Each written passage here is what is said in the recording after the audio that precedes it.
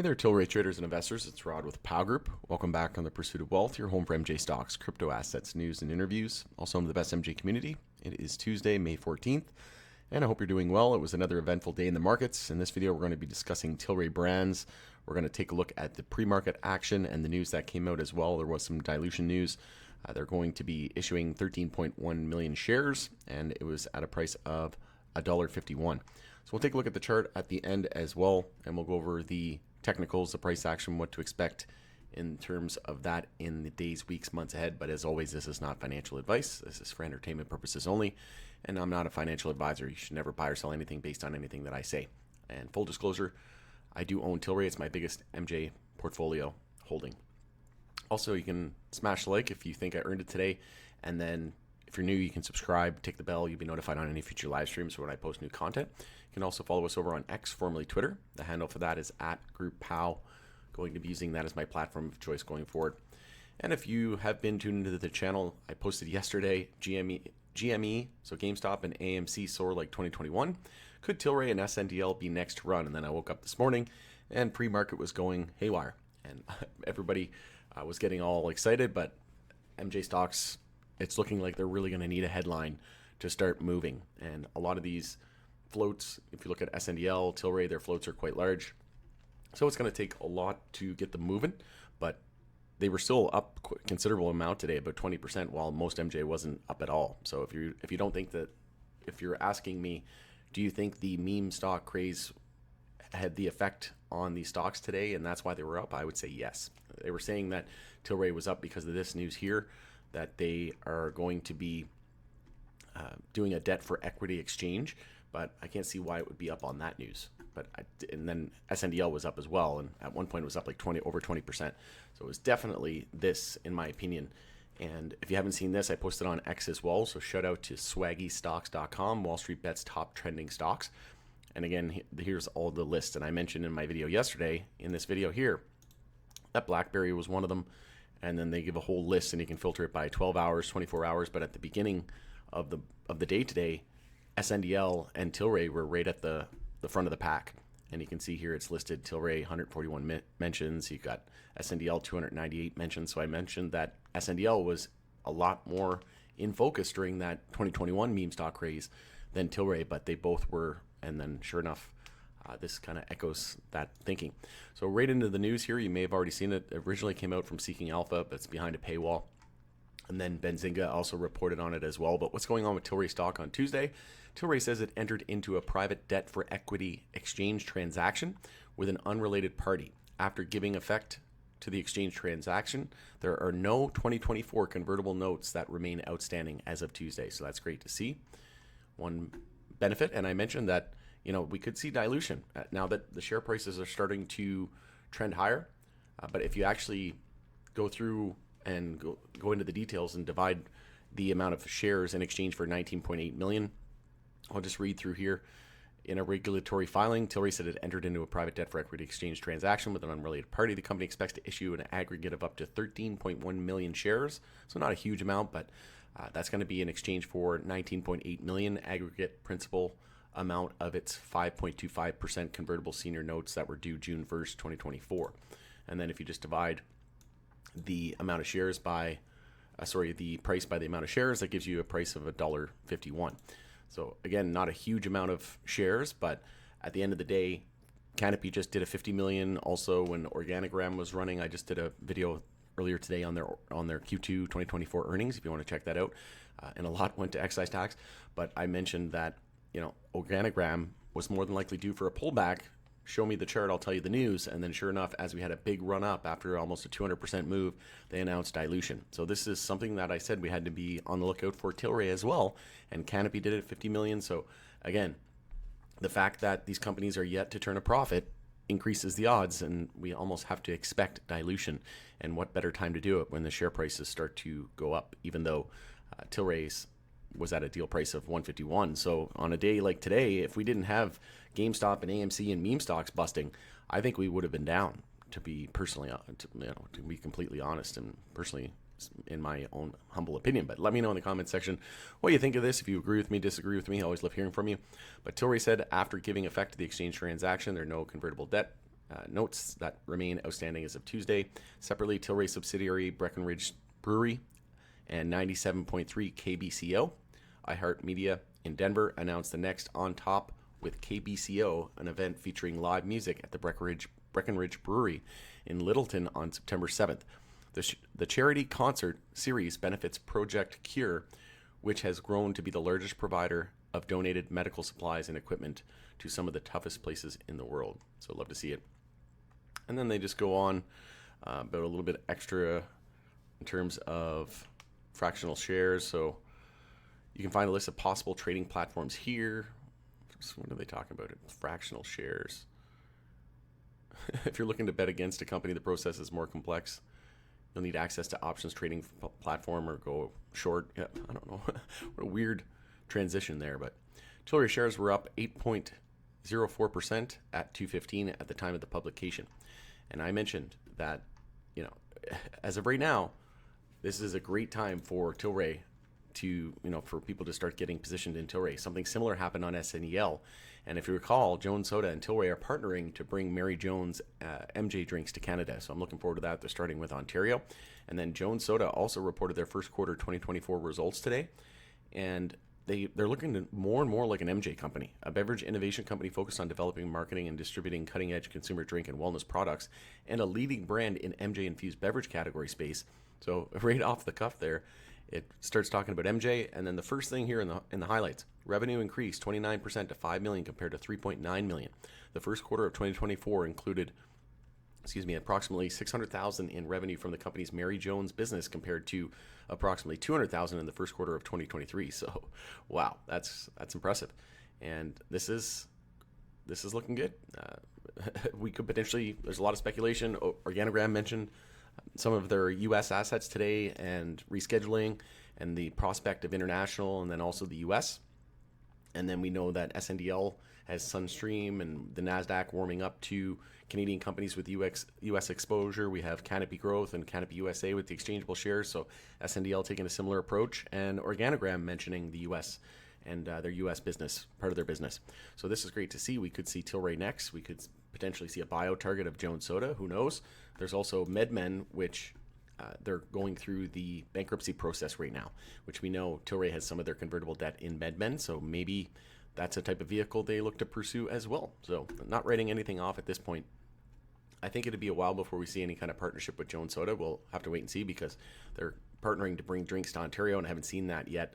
So the fact that it hasn't happened, it'd probably be long after that, right? Maybe 6 to 12 months plus. But let me know your thoughts and opinions in the comment section below. But if we take a look at the first of the day here in the pre-market trading, it just absolutely skyrocketed here. It opened up right around that $2 mark, and then all the way up to $2.38, and then we sold off. We gave it most of it back, and then I mentioned watch for GME and AMC to start hourly consolidation, which they did, and we started to go the opposite way. And then into the beginning of the day today, we actually recovered up to around 230, but we never got much above that and kind of stalled out. So we'll see if we can get some momentum back into tomorrow. But as of right now, we're sitting at 213 after hours. We'll just take a quick peek at SNDL as well. So it's sitting at 264, but SNDL went up to 293 actually. So yesterday, we were hovering at the end of the day, we were hovering around that 240 and then all the way up to 293. So it's looking decent. We had that hourly bear flag on Tilray as well. We had a target of about 190 and we hit 191. So you gotta love technical analysis. And then we had a nice double bottom there. You could have entered there with your stop below the low there at 190 and you'd be up 20%. So that's the benefit of technical analysis. It's not a guarantee. We also had an hourly EMA 12 and 26 bear cross heading toward hourly oversold. And I mentioned if we get close to hourly oversold after a big bull move like the DEA news, then it would more than likely be a decent entry. And then all of those stars aligning, the meme, Wallstreetbets, meme stocks, Roaring Kitty, all lining up to be a massive move there in about over 20%. So congrats to the bulls. But one thing I just want to remind everybody is that on the monthly time frame, if we just do something similar to what SNDL did, we'd be somewhere around that $5 to $7 area. And if we take a look at Tilray here, we're seeing a bull cross on the weekly time frame of the stochastic and the MACD. We're also getting back above the 10-week moving average. So this is looking ready to rip. We're also coming up, we're back above the 50 weekly, coming up on that 100, which was the 100 weekly was very strong resistance last time around. And we've yet to close a candle above it. So if we do that, that's going to be massive. First time in multiple years. And then we'll be targeting 690 in my opinion. And similar to SNDL, if we just do something similar, that'd put us, it got pretty close within a couple bucks. So if Tilray were to get to a similar part on the chart, that'd put us somewhere around that $5 area, right? $4.50 to $5. So as of right now, I'm in a swing position. I have Tilray in 3 accounts. Right now I have Tilray in my Mubu platform. I was just testing it out. I initially started with about $1,000. I doubled that. I've got about a 90% return on SNDL, and then I rotated those profits. And I had a small position on CGC as well. Rotated that 90% and those profits into Tilray. I got an average around $2, but I also have Tilray in a shorter term account in a RSP and retirement savings plan, and then I have it in my TFSA, my long-term no-touch tax-free savings account. So I'm not selling the long-term no-touch until the U.S. legalizes at the federal level, and we see that run up similar to Canadian legalization. And then I have it in a shorter-term account. I won't be selling anything in there any time between $10 USD. I'll start to scale out from there, maybe 15, 20, 25, 30. But I have it in a very, very short-term account as well, which I'm swing trading, and I'm taking a similar move, and we're gearing up for a golden cross here as well. So this is looking fantastic. And again, it was a similar move, a similar thought process as SNDL. So when I entered SNDL, it was actually, I'll just go back real quickly here to show you, and I know it's a Tilray video, but I want to show you. It was this pennant here. We broke out, and then we came back down, and we had that final shakeout in just that monthly higher low before the big breakout. And that generally happens. Everybody thinks, just another sucker's rally in that investor psychology cycle, but that's just what gave us the monthly higher low. And then we had key resistance at 236, which once we broke it here in the month of April last month, that confirmed the monthly uptrend. So if we do that on Tilray, that means we would be back at 340, which is our key monthly resistance that we have to break, right? But beyond that, SNDL actually went up another 25% after confirming the monthly uptrend. So I had a question today in the Pow Group private community, why aren't you selling before 340 resistance? And I did a similar thing. I was adding, near the lows, SNDL lows around the $1.30. I think I had an average around $1.45. And I'm going to be doing the same thing, right? You could, even last month, you could have entered Tilray at the low there at 165, set your stop below 150, right? The all-time low. And already you'd be up from the low of the month last month, you'd be up over 41%. So if we do something similar, and we go up 25% after confirming the monthly uptrend, that'd put us somewhere around that 420 mark. And wouldn't that be awesome to see that number come into play? But we'll see. So my plan is to sell it around 350 and start to scale out. I'll probably sell like 33% at 350, another 33% of that swing position at 375, and then another one at $4. And then, like I said, I still have it in my shorter term account and my longer term no touch. This is just a very, very short-term account where I'm swing trading. And like I said, I'm just looking to capitalize on this monthly uptrend confirming. And then after Tilray confirms a monthly uptrend, I'm looking at OGI as well. OGI is looking really, really good because it still needs its monthly higher low. And I mentioned that would happen. We got that dilution news. And I might look to get it somewhere around that $1.50, $1.40.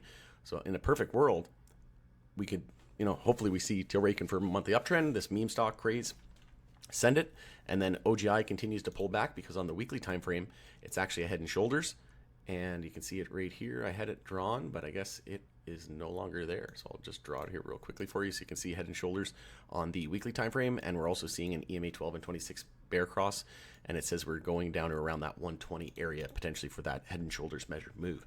So if we see OGI tighten up and just pull back a little bit here on the monthly time frame, that 150 140 area would be a nice area to target for a monthly higher low, in my opinion, and then rotate those Tilray profits into there. But let me know what you think of this. And like I said, just look to ride the wave. And, I think OGI is going to be one of those interesting names that could see a ton of upside, because if we take a look at SNDL and just go to quote here, their shares in their float are 261.61 million. Tilray's got 802.6 million shares in the float. And then for OGI, just bring it up here, they've got only 65.84 million. So it wouldn't take much to send OGI. It's just, not many people know Organogram. Tilray, SNDL, by far the biggest, and we're part of that meme craze, right?